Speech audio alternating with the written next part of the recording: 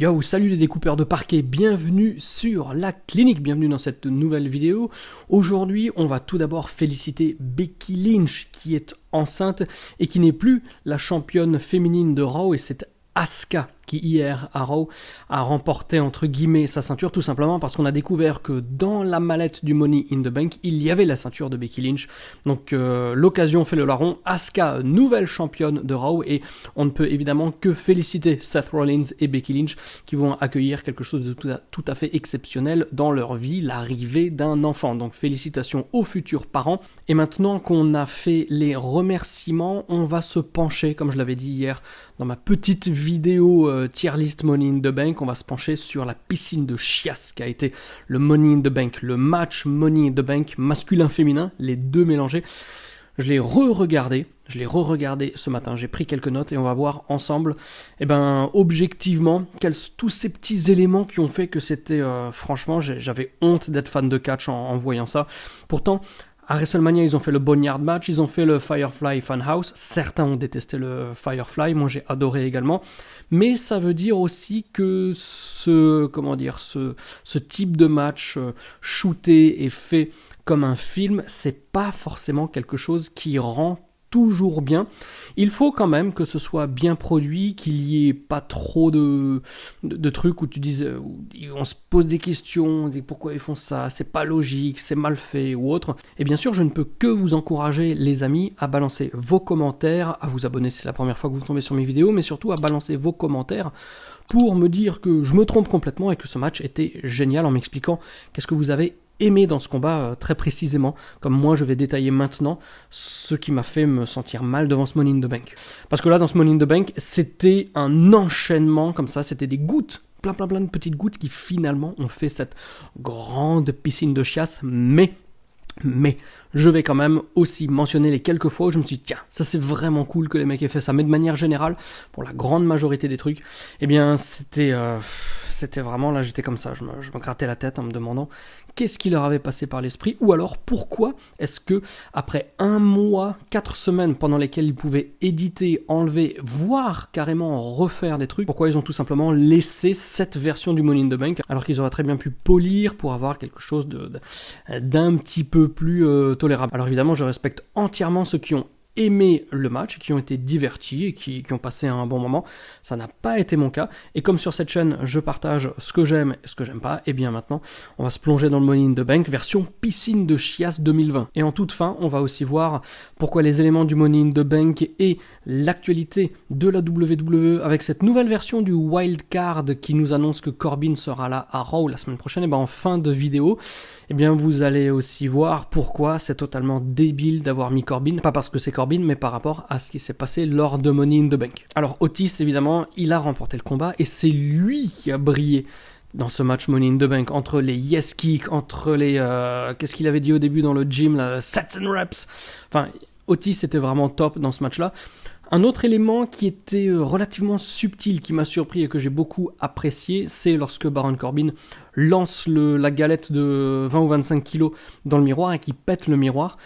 Là, c'est vraiment le drame. Moi, je l'ai interprété comme ça. Peut-être que c'était le message qu'ils voulaient transmettre, c'était autre chose. Moi, je l'ai interprété comme un miroir brisé, donc 7 ans de malheur. Dans la piscine de chiasse, c'est pas forcément que des choses qui sont horribles, c'est aussi des choses qui sont totalement inutiles, qu'on a pris le temps de faire et qui n'ajoutent rien au truc. Ça veut dire que si on l'avait pas fait, ça aurait été mieux, ou alors tout simplement on aurait mieux fait de faire quelque chose de différent. Notamment Brother Love qui sort des chiottes pendant que Rey Mysterio passe devant, déjà. À moins que quelque chose m'échappe, quel est le lien entre Brother Love et Rey Mysterio ? Je ne sais pas, aucun. Les toilettes, c'est toujours l'humour un peu pipi caca de la WWE, et Brother Love ressemble comme 2 gouttes d'eau maintenant au colonel Sanders, vous savez, le mec de KFC là. Avant je parlais de Otis qui fait des yes pendant les yes kicks de Daniel Bryan. Après cette séquence là, on a une espèce de faux clown là, enfin un vrai clown mais un mec déguisé qui sort d'un fauteuil avant de s'y remettre. Pareil, j'ai rien compris, c'est même pas le vrai dunk, donc je me suis dit à quoi ça sert, pourquoi ils auraient très bien pu balancer, je sais pas, le Brooklyn Brawler, je dis n'importe quoi. Niveau femme, début du combat, Asuka prend l'ascenseur, elle part et les nanas la suivent. À partir du moment où les nanas partent vers l'escalier, ou qu'elles commencent à monter l'escalier, en théorie, parce qu'on ne le voit pas quand est-ce qu'elle prennent les escaliers, Asuka, elle a au moins eu le temps de faire déjà un étage. Mais, par la magie du Money in the Bank 2020, alors vous allez me dire, oui, c'est un film, faut pas trop réfléchir, mais quand on veut faire quelque chose de crédible, comme souhaite faire la WWE, toujours avec, comment dirais-je, une importance liée à la crédibilité, le respect des règles pour essayer de se rapprocher un maximum de la réalité. Là, on est à des années-lumière. On est en plein film ou en série Z, c'est absolument ridicule. Asuka prend l'ascenseur, les nanas, quelques secondes d'inattention, elle monte les escaliers, puis elle se retrouve avec les hommes aussi qui sortent d'un ascenseur. On se rend compte que, en fait, les nanas ont eu le temps de monter, appuyer sur le bouton pour que l'ascenseur de Asuka s'arrête. L'ascenseur s'ouvre et il est vide, mais on se rend compte que Asuka est en train de se cacher à l'intérieur. Qu'est-ce que ça veut dire ? Ça veut dire qu'on est censé croire que Asuka a pris l'ascenseur, que les nanas ont eu le temps de monter un étage, d'appuyer sur le bouton avant même que l'ascenseur d'Asuka n'arrive à son étage, pour qu'il s'arrête et qu'elles essayent de choper Asuka, qui pour le coup se cache. Dans quel monde on vit, franchement ? Alors dans cette vidéo aussi, je vous préviens les amis, je ne jette absolument pas la pierre sur les catcheurs qui ne sont que là pour exécuter les désirs et les ordres de Vince McMahon, des scénaristes, etc., etc. Donc c'est absolument pas à eux que j'en veux, c'est plutôt à ceux qui ont écrit et réalisé le film, que ce soit bien clair. Les catcheurs, on ne peut évidemment que les respecter. Ensuite, Dana Brooke nous montre que, en fait, son personnage, il est complètement stupide, parce qu'elle croise Shayna Baszler, et elle lui dit « Dis-moi où est la mallette ?» Mais meuf, tu regardes pas Raw, tu regardes pas SmackDown, là, ça fait des semaines qu'on sait que la mallette, elle est sur le toit, et qu'il faut monter sur le toit pour choper la mallette. Donc, et tu crois que Shayna Baszler va dire « Ah oui, attends, je vais te montrer, viens, je te prends par la main, je vais t'emmener où est-ce qu'elle est, et puis après je te la file. » Enfin, le niveau de bêtise du truc, pourquoi lui faire dire ça, franchement je suis sans voix, je peux même pas expliquer à quel point c'est débile. D'ailleurs, plus tard, elle se bastonne dans une petite salle de réunion, donc il y a Carmella, Nia Jax et Dana Brooke, et finalement Dana Brooke récupère une mallette dans laquelle il y a plein de pognon, elle pense avoir gagné, et finalement il y a Stephanie McMahon qui fait une apparition, sans être là, parce que là, les cuts au niveau de la production, c'était tellement mal fait, qu'on voyait très bien que Stephanie n'était pas là, et que c'était enregistré avant pour que ce soit rajouté en post-prod. C'était tellement mal fait, c'était pas du tout fluide. La nana, Stéphanie parle, il y a une demi-seconde ou une seconde de blanc, ça vient sur Dana Brooke qui dit rien, ça revient sur Stéphanie après un autre blanc. C'est tellement mal fait, quoi. Et les mecs, ils ont laissé ça, quoi. En plus, le truc de... Bon, j'arrête de chercher des trucs, on va passer à la suite parce que je m'en sors plus. On a AJ Styles qui était keblo par Otis dans le gym avec une grosse barre là de soulevé de terre. Il avait demandé à Rey Mysterio, est-ce que tu peux me sortir de là? Rey Mysterio est parti. Donc maintenant AJ Styles s'est mis en tête non pas de chercher la mallette mais de trouver Rey Mysterio. Donc voilà, AJ Styles aussi lui il est débile, il a pas envie de gagner le match, il a juste envie de casser la gueule à un mec. Sauf que au gré de ses pérégrinations et de ses balades dans les Titan Towers, eh bien il tombe sur une photo puis sur une pièce de l'Undertaker avec une pièce dans laquelle il y a les lumières de l'Undertaker, des cercueils, des trucs, des machins. Qu'est-ce que c'est? C'est pour faire peur à AJ Styles parce qu'il y a toujours un truc entre les deux, ou c'est pour ajouter un truc, ou c'est pour montrer que c'est pas du tout de la réalité, on est presque en science-fiction, enfin bref. Moi, le match, je l'ai perçu comme les catcheurs et les catcheuses se bastonnent dans les Titan Towers, dans les bureaux de la WWE. Donc, tout ce qui ne devrait pas y être n'a pas raison d'y être. Vous voyez ce que je veux dire? Ensuite, on a un buffet avec Paul Heyman qui visiblement mange tout seul. Alors, qui a fait ce buffet? Pour qui? Là aussi, aucune logique. La seule logique, c'est qu'on a mis de la bouffe uniquement pour pouvoir faire cette espèce de vieille baston dégueulasse avec de la nourriture. Le truc qui n'est plus drôle depuis plus de 30 ans. Je veux dire, la dernière fois que ça a fait peut-être un petit peu sourire, c'était, je sais pas moi, dans Maman j'ai raté l'avion, et encore c'était même pas une bouffe. Sinon il y avait quoi? Il y avait Austin contre Booker T qui s'était bastonné en 2001, 2002. Dans un... Comment ça s'appelle? Non, c'était l'été 2001, ouais. Austin et Booker T qui s'étaient bastonnés dans un supermarché. Mais sinon, on est en 2020, quoi. Ça fait rire de se lancer des chips et des sauces au visage. Franchement, quoi. Avant cette baston ridicule avec de la bouffe, qu'est-ce qui se passe? Il y a les hommes et les femmes qui arrivent de part et d'autre de la pièce, en groupe. Ce qui veut dire que, par exemple, là, on a Carmella et Lacey Evans qui arrivent en courant, l'une à côté de l'autre, comme si de rien n'était, alors que quelques instants avant, Lacey Evans avait fait le woman's right à Carmella, elle l'avait foutu KO. pourquoi et par quel miracle les deux nanas sont l'une à côté de l'autre sans se casser la gueule. Carmella qui a récupéré ses esprits, elle a pris le finish d'une catcheuse, mais elle a suffisamment récupéré ses esprits pour venir avec. Mais le truc sympa par rapport à tout ce bordel, c'est Dana Brooke qui est arrivée avec le tableau autour du cou que lui avait cassé sur la tête, je crois que c'était justement Carmella, avant de quitter la pièce lorsque Dana Brooke avait récupéré la fausse mallette. Donc ça, c'était une petite pointe sympa. Et pendant cette baston, l'autre pointe sympa, c'est le côté un peu décalé, humoristique, du fait qu'ils ont joué la symphonie de l'hymne à la joie pendant que tout le monde se bastonne, pour le coup, joyeusement. Donc ça, j'ai beaucoup aimé, car je suis un grand fan de musique classique dans le catch. Et pour les historiens, on va rappeler WrestleMania 14 et le King 98, pendant lesquels il y a eu des clips. Alors WrestleMania 14, c'était lors de Undertaker Kane pour la feud, et King of the Ring 98, c'était le First Blood match Stone Cold contre Kane, pendant lesquels donc on a eu Carmina Burana au Fortuna, une symphonie génialissime. Donc se bastonner dans les condiments, c'est de la merde, mais on a de la musique classique. On a aussi Dana Brooke qui de nouveau nous gratifie d'un acting horrible, presque du niveau d'AJ Styles, hein. Franchement, quand AJ Styles parle ou essaye de faire l'acteur, c'est en dessous de tout.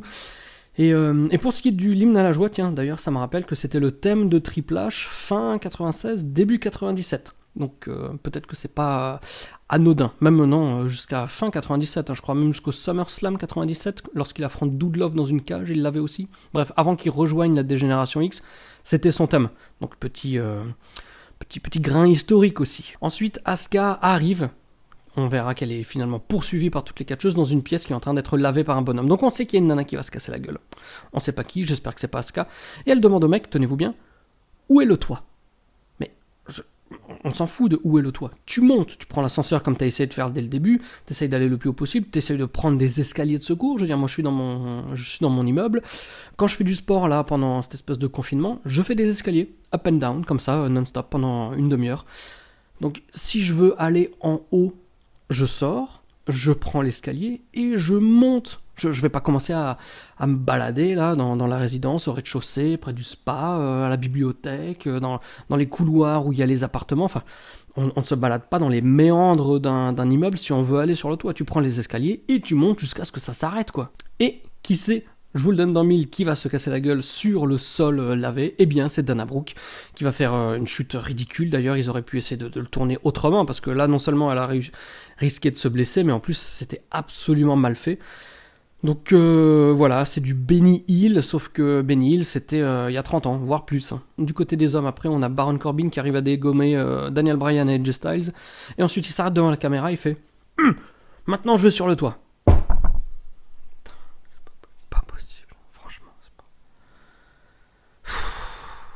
Et Corbin va rejoindre Asuka sur le sommet d'une échelle. Donc il y a 2 mallettes. Une pour les hommes, une pour les femmes. En haut de l'échelle, il y a un homme, une femme. Dans n'importe quelle situation du monde, n'importe laquelle, l'homme prend sa mallette, la femme prend sa mallette, les deux sont contents, ils sont heureux, qu'ils s'apprécient ou pas, on s'en fout, chacun gagne, parce que le but, c'est quand même de récupérer la mallette, non ? Et là, non, en fait, il commence un petit peu à se chauffer, et finalement, c'est Corbin qui va tomber de l'échelle, parce que Asuka va le frapper avant de remporter la mallette. Mais c'est pas possible, c'est pas concevable qu'on soit en haut de... Enfin, une fois de plus, j'essaie de trouver des explications, mais je trouve pas, c'est tellement nul, franchement, ça me fait mal au cœur. En plus, le gars se fait casser la gueule par une petite catcheuse japonaise qui fait 1m58 comme ça. Et c'est lui qu'on va avoir à Raw la semaine prochaine, alors que Otis a gagné le Money in the Bank. Si la WWE fait ce nouveau wildcard, s'il fait ce nouveau wildcard avec Baron Corbin qui vient de SmackDown, transfuge à Raw la semaine prochaine pour augmenter les audiences, car visiblement c'est quelque chose qui avait été plus ou moins demandé par les chaînes pour essayer de booster les audiences qui sont catastrophiques depuis 2 semaines. Pourquoi Baron Corbin ? Qui est Baron Corbin ? C'est le mec qui s'est fait casser la gueule en haut d'une échelle par une petite japonaise qui paye pas de mine. Alors qu'on a Otis qui a remporté la mallette. Otis est à SmackDown, il aurait très bien pu venir à Raw, on aurait même pu en plus faire venir Mandy Rose, tout simplement pour qu'ils disent, voilà, moi j'ai ma mallette, je verrai ce que j'en fais, je verrai qui c'est que j'ai envie de challenger, mais pour le moment j'ai juste envie de vous montrer que je suis pas là pour rien, je suis pas un touriste, donc je vais venir à Raw et Drew je vais t'affronter. Donc on aurait eu un Drew contre Otis, et je peux vous dire que ça aurait remué vachement plus dans les brancards. C'est vrai qu'en termes de storyline ça peut être trop tôt, c'est quelque chose qu'ils ont envie de faire dans quelques semaines, quelques mois, mais comme cette histoire de nouveau wildcard, je sais plus ce que c'est, Invitation, Interbrand Invitation, bon bref, on s'en fout. L'idée du truc, c'est de booster les audiences. Donc Corbin, Drew McIntyre, ça ne va pas booster l'audience, je peux vous dire, ça va être statu quo, voire pire que cette semaine, parce que cette semaine, on va peut-être avoir une petite hausse des audiences grâce au fait qu'on sera le lendemain de Money in the Bank. D'ailleurs, au moment où vous verrez cette vidéo, peut-être que les audiences seront déjà sorties, non pas encore. Mais voilà, si c'est du court terme et de l'audience, ça aurait été vachement mieux de faire venir Otis sans sa mallette, tout simplement pour qu'il dise, voilà, moi je suis Money in the Bank, mais pour le moment je suis juste là pour faire un petit état des lieux, et puis je vais prospecter, voir qui c'est que j'ai vraiment envie de challenger pour le futur. Donc Asuka a gagné, maintenant voilà, c'est la fin du Money in the Bank pour les femmes, mais c'est pas fini chez les hommes, et on a encore un petit truc absolument ridicule, c'est que Baron Corbin va dégager, Aleister Black et Rey Mysterio par-dessus la rambarde, donc théoriquement les mecs, il meurt, on est d'accord, parce qu'après on a un plan aussi de tout le building, on voit que les mecs sont sur le toit, s'ils se font balancer du toit, ils tombent de 8, 9, 10 étages, donc les gars sont morts. Sauf que ils ne seront pas morts, évidemment, même dans les storylines, mais en plus de ça, eh bien tout simplement, les gars ne seront que peut-être très blessés. Pourquoi ? Parce qu'entre le moment où ils passent par-dessus la rambarde et le moment où il y a une espèce de vieux bruitage, déjà ils ont rajouté des bruits, c'est ridicule pareil, au moment où il y a le bruitage, bah, ça laisse à peine le temps de tomber de 3 ou 4 mètres. Donc je ne sais pas pourquoi ils ont fait ça, c'était un élément de plus qui a fait que, pour moi, ce Money in the Bank version 2020, c'était une piscine de chiasse absolue, quoi. Il y avait de l'envie, il y avait un cadre tout à fait original dans lequel on pouvait faire plein de choses. C'était mauvais, quoi. C'était du mauvais acteur studio des années 70. Enfin, on est en 2020, les gars. C'est plus les mêmes codes dans ce qu'attendent les gens en tant que divertissement télévisuel ou pay-per-view, peu importe. Quand les gens regardent quelque chose, on ne peut plus leur présenter les mêmes codes qu'il y a ne serait-ce que 5 ou 10 ans. Le monde va trop vite. Et là, on a des décennies de retard, et ça a donné un résultat, pour moi, que j'ai trouvé malaisant. Et je me suis dit, heureusement que je le regarde tout seul, parce que si jamais je regarde avec quelqu'un d'autre, ne serait-ce que mon épouse, je pense qu'elle tient pas 2 minutes, elle dit, je comprends pas, c'est nul, hop, je me casse. Donc c'est là-dessus que je vais conclure le truc, je pense que j'ai à peu près tout dit, mais je rappelle que il faut surtout ne pas en vouloir aux catcheurs, eux ils sont juste là pour faire ce qu'on leur demande, et bien entendu, je respecte à 100% ceux qui ont été divertis par ce match, même si je ne comprends pas trop pourquoi, si ce n'est, je dirais, le cadre un petit peu inhabituel. Voilà, c'est tout. Voilà les amis, Becky Lynch est enceinte et le Money in the Bank 2020 piscine de chiasse, c'est terminé. Et moi je vous donne rendez-vous très bientôt sur la clinique pour de nouvelles vidéos. D'ici là, comme toujours, gardez la passion, portez-vous bien et regardez du catch 24 heures sur 24. Bye bye.